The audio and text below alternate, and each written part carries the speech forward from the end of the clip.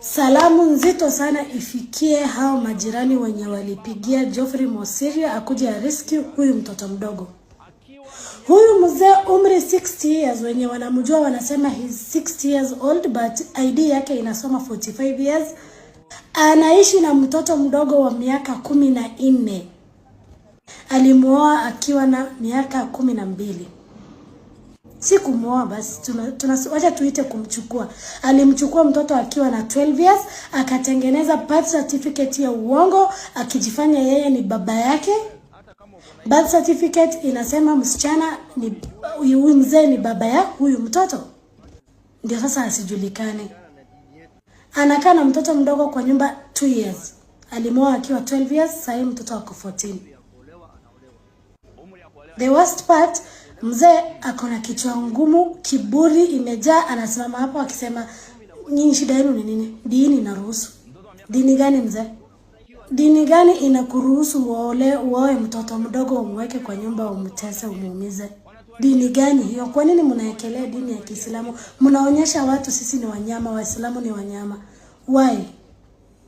Sema culture ya Wasomali ile ambaye wazee wenye hawana adabu na wamama wanatumia. Sema hivyo. Sema Somali culture, usiseme dini ya Kiislamu. Na kitu nimeona kwa hiyo video, msichana akona uoga mingi sana. Msichana ako traumatized. It's not that she's not understanding Kiswahili. Anajua Kiswahili kwa sababu hata akiulizwa vile anaongea, aliulizwa swali akasema mimi sijui Kiswahili. Ajui Kiswahili, like the statement is clear. Lakini anaogopa kusema miaka yake na jina ya baba yake kwa sababu ni kama wamemwekea kwa akili, ukiulizwa baba yako huyu mzee ni nani, sema ni baba yangu na usiambie mtu miaka yako. You understand? So ile wakati anaulizwa how old are you, she's like I'm 20. Tena anarudi anasema 17, ndio baadaye akasema 14. So wamemwekea kwa akili huyu mzee sema ni baba yangu, na ukiulizwa uko na miaka ngapi sema 20, like alafu anasema ati hajai muona, like sijawahi lala na huyu mtoto kuangaliwa ameumia.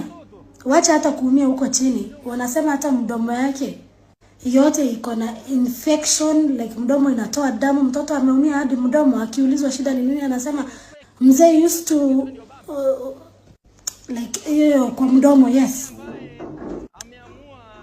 mzee 60 years ati dini. Oh my God. Ilikuwa tu juzi. Kuna hii video ilikuwa ina trend TikTok, siku nataka kuiongelelea. Huyu ni msichana